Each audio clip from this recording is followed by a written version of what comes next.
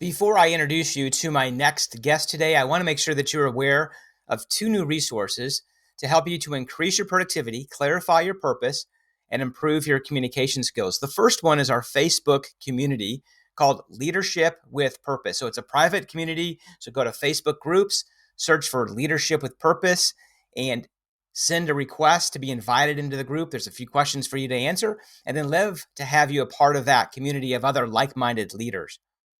Our team is really excited about launching the Next Level Coaching Roadmap. It's a group coaching format, so highly recommend that you check that out and to get your questions answered. If you're a leader that's experiencing any of the following, this is definitely a group format that's going to help you break through to your next level within leadership and your career. So if you have any fear about moving to the next level in your leadership career, this is a group that you'll want to connect with. If you have loss of confidence, if you're kind of confused, like not knowing really how to tap into the hidden job market, if you have a desire to really to grow to the next level, this is definitely a group that you'll want to be able to connect with. If you want to know how to stay calm in a high stress environment, there's going to be strategies, tips, and resources, conversations all around how to develop skills to do just that. So if you want more information, head over to warrenwandling.com/the next level coaching. And in there on that page, you'll notice more information about the coaching roadmap, but also there's a link for you to schedule a phone call with me so we can help really figure out if this is the right fit to helping you take your career to the next level. Okay, again, that's warrenwandling.com/the next level coaching. Welcome back to another episode of How to Become an Obstacle Buster. I'm your host, Warren Wandling, the show that's dedicated helping leaders, entrepreneurs to overcome their obstacles, build resilience, and achieve success. And today I have a great guest with me to do just that, Aurora Winter. Welcome to the show. Oh, it's so great to be on the show with you, Warren, and I look forward to helping your audience turn their obstacles into their next business. Yes, I'm really looking forward to our conversation as well. As a TV producer, media coach, best-selling author, successful serial entrepreneur, tell us about your business. Well, right now, I just love helping entrepreneurs, leaders, and experts write and publish their books. That's specifically what I am focused on primarily because 80% of people want to write a book, but the obstacle that they encounter is on average, first time authors spend 3.5 years figuring out their message. So I thought I would solve that problem for other people because I love books. I'm a book nerd. But that's one thing I'd really love people to think about as they're listening to this great podcast, How to Be an Obstacle Buster, is whatever obstacles you may be facing, once you discover how to overcome those obstacles, that may be the secret sauce that you provide to your clients or your patients or your customers as you help them bust through their obstacles more quickly. Wow, that's really interesting. Did you say 3.5 years it takes for? 3.5 years is the average it takes a first time author to write their book. And that's not the only problem. The typical first time author, after struggling for 3.5 years to get their manuscript presses, uploads their book to Amazon because they've got great print on demand services, and then they press publish, and then nothing happens. Right, just And nothing crickets. happens because they haven't built in and they haven't thought through what is the marketing plan, how are we going to lead up and create buzz for the book. So I help people with that. And then the third thing that I love helping people with, because I'm a serial entrepreneur, as you mentioned, Warren, is I love helping people think through, hey, once people have read your book, a book solves a problem, a nonfiction book typically solves a problem. So once they've solved that problem, what is the next problem that they're facing? And would you be willing to solve that problem for them? Because the other mistake that people make, not only first time authors and not only with their first books, is they fail to consider, well, after the person's finished reading the book, how can I serve them further? Can I invite them to take my training or join my Facebook group? Or maybe they'd like, VIP done with you solutions or done for you, white glove solutions. I mean, you're really good at that, Warren. episodes of your podcast I listen to invite people to take advantage of the additional resources that you provide. So you're adding more value. So the other way that people fail to really serve their readers is they don't think through, well, okay, what next? Yeah, that's really interesting. So is the what out of those three, because you'd mentioned some great areas to focus on, right? Not only to publish the manuscript, but the solving the problem if it's the marketing and creating the buzz. Um, what is the greatest obstacle that your clients encounter? Well, honestly, Warren, I think it's the imposter syndrome. Oh, yeah. I think a lot of people think, who am I? What have I got to offer? Who wants to listen to me? But the truth is, everybody who is some kind of expert, who is a professional, who has a successful business, they have something to offer. And one of the things that everyone has to offer is exactly what your podcast is about. What are the obstacles that you have faced? How did you overcome them? And can you help other people overcome similar obstacles? Of course you can. So I love to really help people write books that share their obstacles, their problems, their challenges, even their heartbreak, and how they manage to bust through those obstacles, release that stress, bounce back with resilience, and solve their problems. And that is the biggest gift we have to give other people. All we have to share with other people is our own stories. And you own your stories. You are the only person who has your stories. So I love to help people put their stories into videos, into their pitch to raise capital, into their books, and to lean into that offering who you are to the world is actually the biggest gift you have to offer. Wow, I love that connection in reference to right helping to eliminate the imposter syndrome, right? That they do have something because they have a unique story that no one else does because it's their story to be able to share that with the world. So is there a strategy that you work with your clients to help them really break through that imposter syndrome? Well, the biggest strategy I use that people can learn right here, right now, is to stop thinking about yourself. What if Yes. it's not about you? When you focus on your reader or your audience, your listener, the person who's watching your videos on YouTube, and you think about that person, then all of a sudden your self consciousness will melt away. So consider how you can be a service to others. And imagine that somebody is praying for you to provide the answer. And also consider, how much pain were you in when you were dealing with, you know, perhaps your business was on the verge of bankruptcy. Maybe, like me, you dealt with your spouse dying right in front of you when you only had a 4-year-old son. Consider how much pain you were in. And if you can provide a bridge so that others can overcome major adversity more quickly, then you're being a real gift. Well, that is so powerful, right? To make sure that it's not about you. So when you were building your business, what were some of the strategies that really contributed to help you to be successful building your businesses? Well, making a lot of mistakes quickly. Yeah. Isn't that the truth? That's called experience, right? Exactly. Well, I do want to share a quick little story that I believe will encourage all of the listeners. So in 2014, 2015, I basically closed the doors on my then business. I was the founder of the Grief Coach Academy, and I was training coaches and other caring people how to help people through grief. But by 2014, I'd hit a wall. I didn't want the rest of my life to be about grief. And even though it was very satisfying to do what I did, I felt like, okay, I've written that book. I've provided value. I've helped a bunch of people. Now what? So I took about 2 years off to get my MBA, went to Italy and took it through the University of Iowa at Chimba. So that was kind of cool. Got to visit Venice quite a bit. And I'm not talking about Venice Beach, I'm talking about Venice, Italy. So, but fast forward, I graduated with my fancy smancy MBA, and then I'm like, okay, now what? Do I get a job? Like, yeah, right. I've been an entrepreneur my whole life. What do I want to do? Well, I liked helping people with their marketing and messaging. And in fact, that's one of the reasons I got an MBA, because I thought if I'm going to be helping business owners and entrepreneurs with their marketing and messaging, it better go hand in glove with their business plan and better make all financial sense.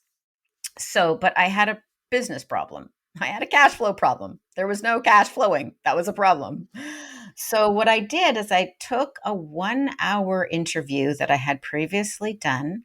The director of coaching for Tony Robbins had interviewed me about marketing. I liked the interview, and I quickly turned that 1 hour interview into a really short little book, which is basically the interview plus an introduction plus a call to action.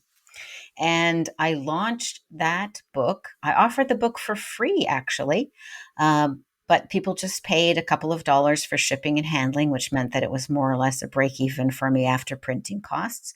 And I offered that book to my relatively small list of 12,000 people who knew me as the trainer of the Grief Coach Academy. So these were not people who were looking, oh, Aurora is my marketing mentor and she's going to help me with my message or help me publish my book. That was not how they knew me. And the result was that that little book, which is titled Marketing Fast Track, the little book that launched a new business, actually generated $250,000 of new business in 90 days. Oh, I was wow. completely blown away. I want to be clear, it wasn't $250,000 from book sales. Again, I gave the book away for free. People just paid for shipping and handling. But it brought people to me who wanted help with their marketing, wanted help with their messaging. Some of them wanted, the white glove service where I help them create, publish, and promote their book and launch as thought leaders. And so I just actually published that book. The second edition just published yesterday, August 17th, 2021. August 17th is my birthday, so I thought I'd remember it, because I wanted to add at the introduction what happened after. What happened after was Oh, wow. Well, happy $250,000. birthday. Thank you so much, Warren. Yeah. But I wanted that book to let people know, you know what? Yes, you may at some point want to write a New York Times best-selling book, which you probably cannot do in a 1 hour or over the Yeah. weekend. But even a short little book can help you test a business idea. It can help you see if the market is hungry for the product or the service that you want to offer, and it can help you launch something new. So that's why I published Marketing Fast Track, and you'll get to see a book as a minimum viable product for a business. Wow, that's interesting. I love that strategy and ideas. I guess maybe in your opinion, why do you think every expert and entrepreneur leader needs to write a book? Hmm. Well, I think a book is a lot like having an MBA. Most people could, if they wanted to, dig down and do the work and take the time off. They could get an MBA, but very few people do. A book is like that for a leader, a thought leader, an expert, or an entrepreneur who wants to set him or herself apart from the competition. A book is intellectual property. It's your brand, and it provides a similar level of credibility to having a master's degree or a terminal degree like a PhD.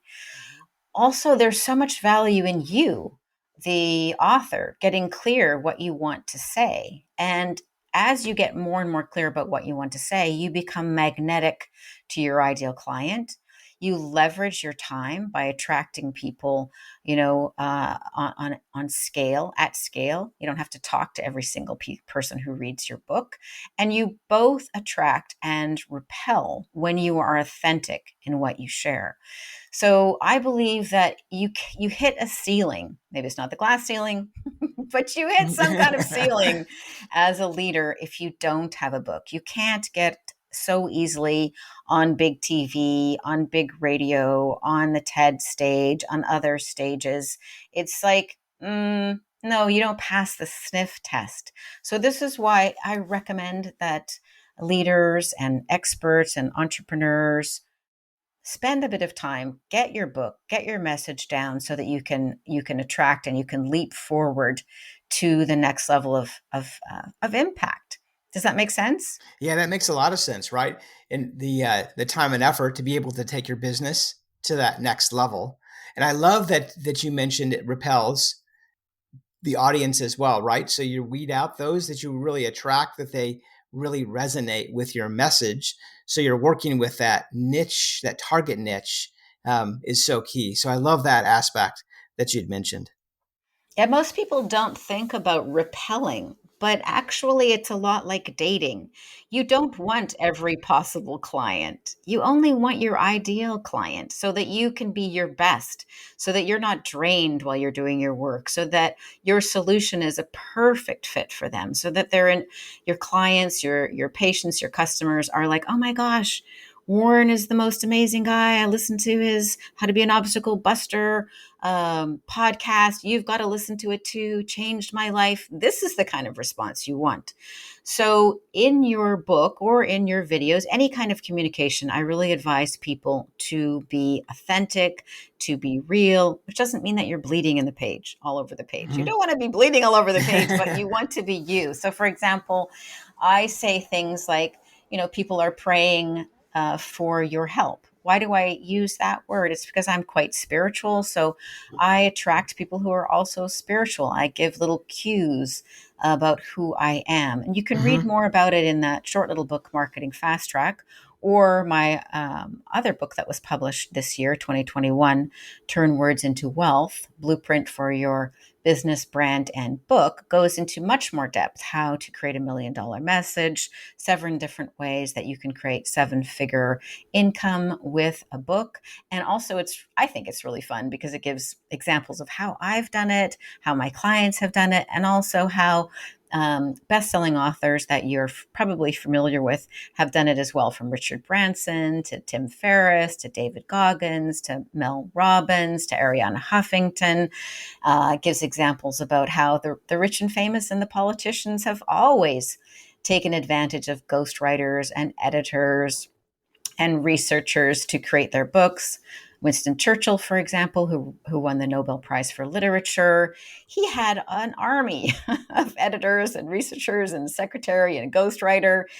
Hillary Clinton recently published her book, and she has acknowledgments that go on and on about her whole team. And yet, the everyday person like you and like me Mhm. don't necessarily realize that thanks to the wonder of the internet and thanks to the beauty of Amazon, Apple Books, Kobo, Google Play, and other book distribution platforms, that everyday people like you and I can take advantage of having a ghostwriter, having a researcher, having somebody proofread the book, having a really great cover designer, and we can pull all of these amazing people together thanks to the power of the internet and various different platforms. Yeah, that's interesting in reference to that list of the tools, right, that are at our resources now. So I'm really curious, how do celebrities write 8,000 words per hour? And I guess our listeners could also tap into that strategy as well. Is that right? Absolutely. This is another thing I'd really love people to understand. A typical author who's actually an experienced writer is maybe writing 2,000 words in a day. Well, my experience with my clients, what I do is we create a framework for the book. We decide, we begin with the end in mind, as Stephen Covey would approve. And then we create a structure for that book. And then they prepare. And then what we do next is like this, it's a podcast like episode. And I find that my clients can speak about 8,000 words an hour. So they create a messy first draft, if you like, very, very rapidly. A typical business book is maybe 50,000 words. So in just several hours, in over a weekend, we could do interviews, or if they'd like once a week for 10 weeks, something like that. They have all that's needed as the rough first draft of a book. But if I ask those same people who are not writers to write, instead of producing 8,000 words in an hour, they would maybe produce 500 words a day, painfully, slowly. The other benefit of speaking your book rather than writing it is people love a conversational, friendly, authentic tone. And most people speak that way, but they don't necessarily write that way. So I love to encourage people. You've probably got a book inside you. Maybe you don't know exactly what you want to say. why not work with somebody like myself and my team, or perhaps you've got somebody you know who could interview you, get clear what you'd like to talk about, and then have them ask you questions. And then you can transcribe the audio or video interview, and you begin to see, oh, a book is unfolding here. And, how cool is it to become a published author? It changes your identity. It's something to be proud of for the rest of your life. And it can change lives when people read it. Yeah, I love how you broke through that obstacle, right, in reference to that task, if you will, sitting down to, to pen every word, but to break that down to something that's really easy to be able to record it and then use your team that you'll assemble. And the great thing is they don't have to be on your staff full time, right? You can hire those out and identify that team in reference to the editing and all those other features like yourself that can really help leverage somebody to really produce their book. Absolutely. And the other key thing that it does, remember earlier we talked about another problem that people have is after they've written their book, they have not put any thought into, well, how am I going to promote this book? How am I going to create buzz? Where are my Instagram and Facebook and LinkedIn short videos, audios, and texts to promote this book and help people know that I'm doing it? Well, the way that I do the book launch with people, I call it the revolutionary new spoken author method, because I create authors when they're just speaking. So with the spoken author method, not only do people create a beautiful book that they can be proud of, but we have hours of audio and video that can be sliced and diced to promote the book.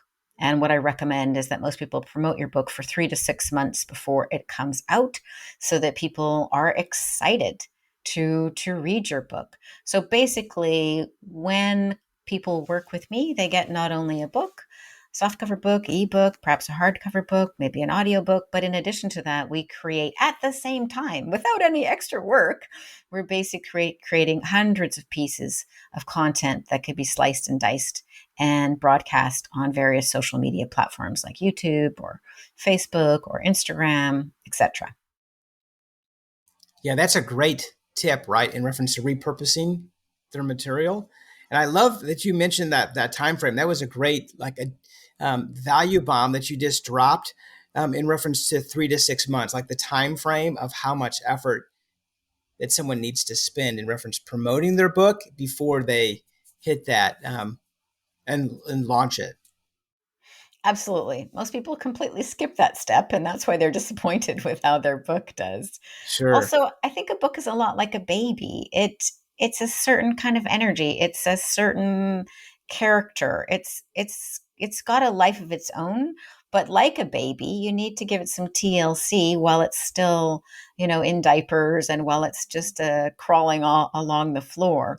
But for example, one of my clients, Wendy, her book is called Where's My Joey? It's an illustrated children's book that came out January of this year. And she followed my recommended procedure. And as a result, she has an award-winning book. The book has been honored with multiple awards. This past week, she promoted the book with the procedure I recommend, and she has almost 6,000 new readers in just 1 week. And it's a beautiful book. So that, those are the results that can be achieved with the right process and the right messaging. At the other end of the spectrum, another client of mine is a dentist, Dr. Justine and Janice Doan, and I interviewed them, used my MBA to good use to really understand the business of dentistry. I'm not a dentist, so what did I know?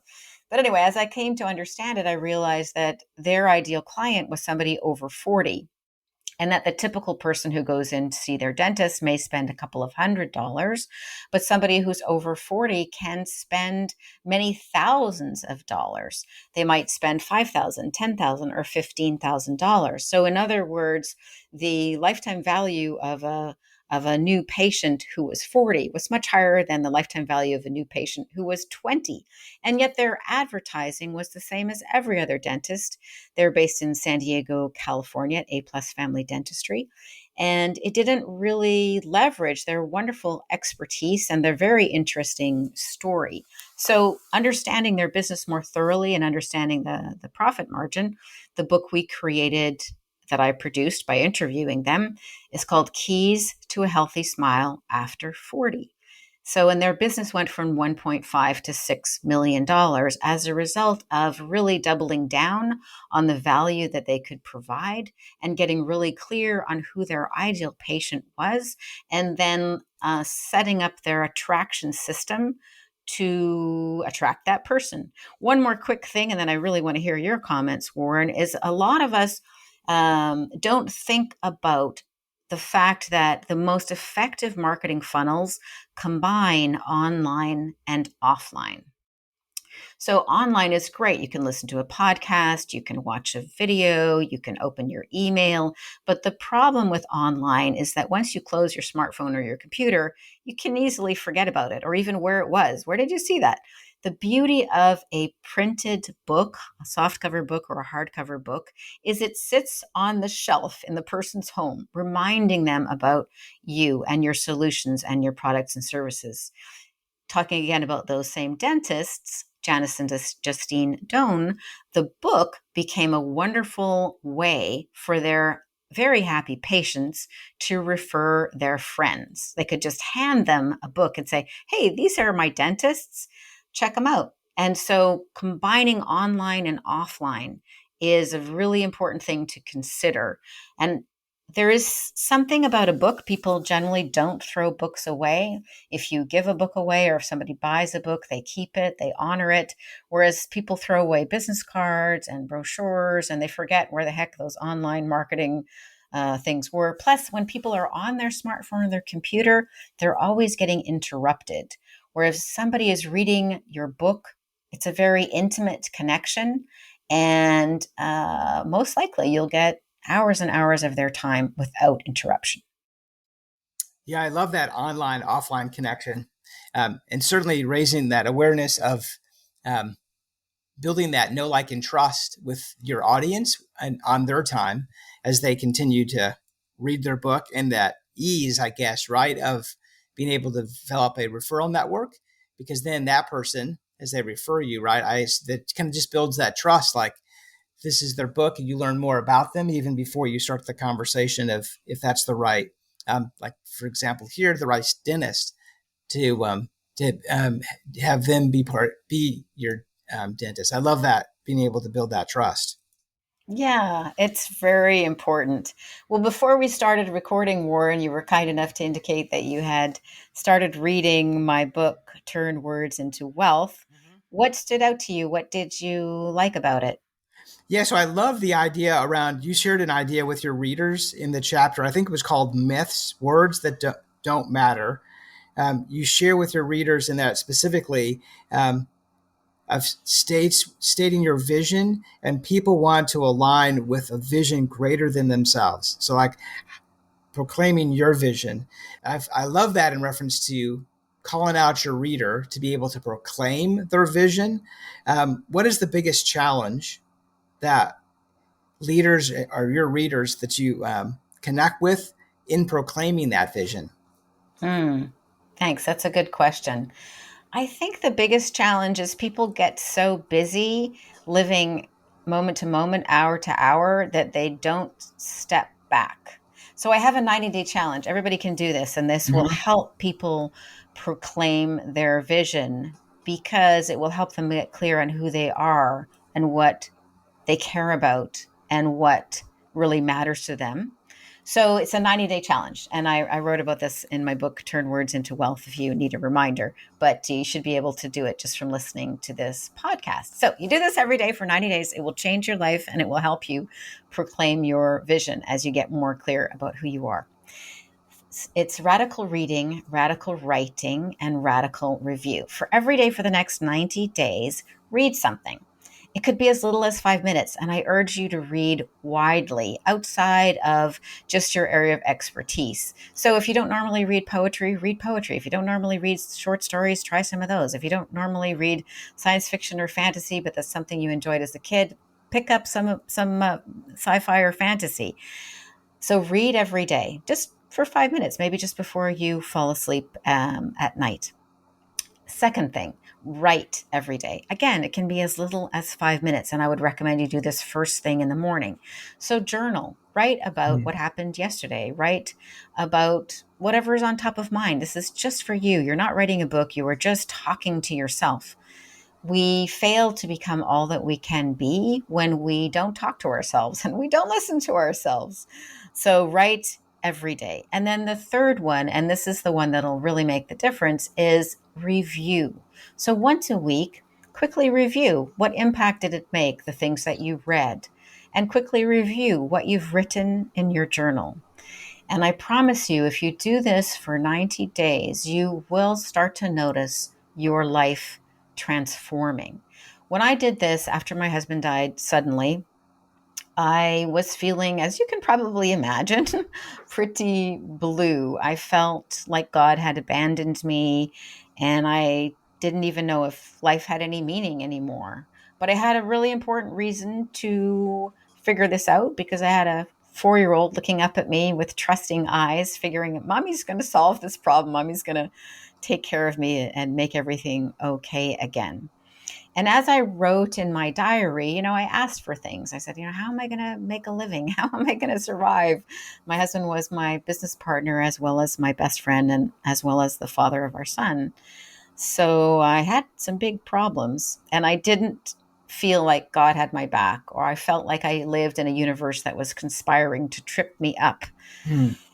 But after I reviewed what I had been writing in my diary, I started to notice that one day I would write, hey, I really need a job.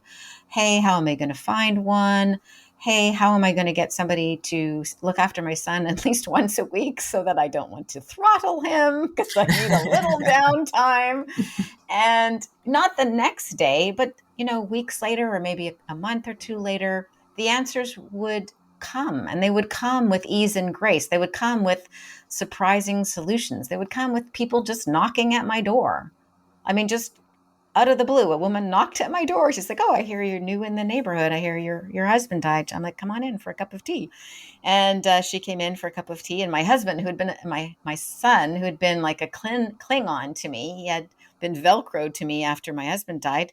He went and played with her son up in his room, which was in the attic, 2 floors Mhm. above. I'm like, well, that's kind of weird. He hasn't gone out of my sight. And anyway, as I talked to the other young woman who had just knocked on my door with her son and her dog accompanying her, we found out that our sons had gone to daycare together 100 miles away because we had both lived in Whistler, a ski resort in Whistler, in British Columbia, Canada. We had lived there, and she became um, a great help to me. I became a great help to her because she was a teacher, so I looked after her son after he came home from school before she got home, and her son made my son's life so much better because he kind of made it normal. She also had experienced the death of her husband, but 2 years earlier, so she wasn't so raw. And so this question, how am I going to make my son not stick to me like Velcro and be okay, was answered by somebody coming and actually knocking on my door. It turned out to be a young widow, and her son turned out to be someone my son had already played with over 100 miles away. So if you do this and you read every day, you write every day, and then you review once a week, you will gradually come to know who you are, what you care about, and you will come to see how you live in a supportive universe. And you will come to take action on those things that really matter to you that you haven't been taking action on. Perhaps one of those is writing a book, or perhaps one of them is making friends with your neighbors. Who knows what miracles they might bring? How does that land with you, Warren? Yeah, I love that story, right? I love that story. Certainly with your son connecting with the his friend that he already knew, and just that connection, right, that took place. But the theme that's underneath that is that simple step for that 90-day challenge is to take the discipline, because you didn't really, it wasn't an hour that you were writing, it was 5 minutes. So it was the a discipline to be able to do something new, without any expectations, but to go through the process and to see the patterns that you start to write and read. And that is the secret, I think, in reference to that process, if I'm not mistaken. Absolutely. And, you know, it's certainly fine if you write for longer or you read for longer or you review for longer. But I would love people to just do it for 5 minutes for the first week or two so that you can develop the new habit and not have the idea, oh, it takes 2 hours when I start reading because you got carried away. How about you, Right, Warren? exactly. No, Can I invite you to take this 90-day challenge? Are you willing to read every day, write every day, and review once a week or so? oh yes, you bet. I'm really a big writing journals. So I write in my journal daily. In fact, I have three different journals that I write in. I have a gratitude journal as one of them. But I love that idea of review. So I review, but not necessarily once a week intentionally. And I think one of the secrets that you've mentioned is developing that habit, which is, we know if we're going to develop a habit, we have to make sure that it's simple, that we know that we're going to do that. And there is that trigger in that process. So it might be leaving out the journal or something that you're going to read next to your bed or on your desk. So when you see that, it triggers you to establish that new habit. Oh, thanks for that point, Warren. It's so helpful to have that trigger. So, exactly right. Leave the book that you want to read on your pillow so you can't get into the bed without feeling guilty as you move it. And then you'll be tempted to at least follow through on your commitment to yourself to read for 5 minutes and get yourself a beautiful journal, maybe three if you follow Warren's example, and a nice pen that you like writing with, and put it beside, I don't know, your coffee or tea in the morning. So you're like, oh, yeah, got to do my 5 minute journal. As you've reviewed your own journals, Warren, have you been surprised by anything, or have you sometimes noticed a pattern, or have you, after listening to yourself, so to speak, by writing and then reviewing what you have written, changed anything that you are doing in your business or personal life? Oh yeah, yes, definitely, without a doubt. There's times in reference to that, just that processing. And journaling can give you that freedom to be able to process. There's no judgment there in the journal because you are processing to discover how I'm showing up. One of the things that I've been really focused on recently for several years is around emotional intelligence, and just being aware is that self-awareness is one of the first steps of EI, is just to be aware of how you process emotions and to connect them. And one of the best places I find is when you put it on paper in a journal, because then it captures that so you can see how you've grown, as well as just insight of how your old self was compared to where you are maybe in 90 days. I love that. So you have three journals, and one of them is a gratitude journal, and gratitude is the wonderful mind shift accelerator. Do you mind sharing what is the purpose of the other two journals? Is one of them around emotional intelligence, or what other two journals do you keep? Yeah, so the other journal I keep is specifically, it's general, so it's free flowing. So it can be around other topics. So, in reference from a faith perspective, it can be around um, different business ideas that I'm working on or research that I would just start journaling based on some insight. Cool. Yeah, I have a whole bunch of different journals, and there's something about writing it down that actually really makes a difference. So that's a good thing to lean into from neuroscience. So, what other questions do you have for me, Warren, about turning words into wealth, or anything else you'd like to ask? Yeah, I love. There's another concept that you share with your readers in your new book, the 64 by 4 rule. Can you share with us how that makes an impact with leaders? Oh, absolutely. I love, love, love this rule. And it's so great. Most people know about the 80-20 rule, which is that 20% of your activities will produce 80% of your results. But the 64-4 rule takes that to the next level. And basically, what it means is if you do the 80-20 rule on the remaining 20% of activities, and you take the 20% of the 20%, in other words, just the cream of the cream, you will get only 4% of your activities will produce the majority, or 64% of your results. Kind of cool to know, because so many of us are working way too many hours, way too many days of the week, because we have bought into the myth that it's all about working hard and working long. What if it's about working smarter? Question mark. And what if the smartest way you can work is through communicating more effectively? Whereas plenty of data to indicate that communicating more effectively is actually the quantum leap forward that you've been looking for. So, for example, Steve Jobs, while he was running Apple, he spent 3 weeks planning and rehearsing his Apple launch talk because so much money was riding on it.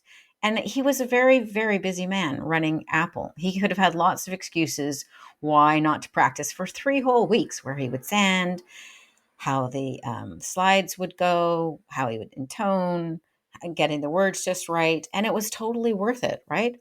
And I've found this myself in my own life. I mean, once I'm a screenwriter, a film and television producer, and I was invited to pitch in front of 600 film and television executives. And in case they missed it, it was also going to be televised. So, and that 20-minute pitch changed my life. I became, at least for 15 minutes, I had my fame in the film industry, especially in Canada, where I'm from. And I went from struggling, like I mentioned before, after my husband died. I didn't have a job, I didn't have a business partner, and I didn't have a husband, but I did have a 4-year-old who needed me to take care of things. So I went from anxious desperation to all of a sudden being a little bit famous and a 6-figure opportunity as my agent fielded offers on my behalf. And that changed the trajectory of my life and business. I went on to be head of development for Canada's largest feature film and television production company at the time, Atlantis Films. I went to the Cannes TV and film festivals, and I had a whole glamorous life. I even walked the red carpet on the Oscars. And none of that would have happened if it hadn't been for that one 20-minute pitch, which, by the way, was later used to teach the art of pitching at the Banff Film School. So, what Oh, is the wow. lesson for everyone? It's like, pay attention to your communication skills, be patient, continue to learn, continue to grow, continue to practice. Enhancing your communication skills is the fastest way for you to increase your profit. Yeah, that's a great. I love that you boiled it down to that 4% specifically, but also communication skills. There's such the importance to be able to practice and to hone that skill of communication.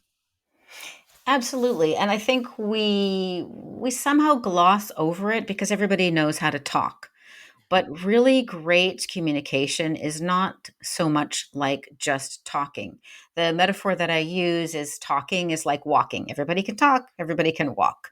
But on the other hand, most of us don't know how to be a professional ballroom dancer.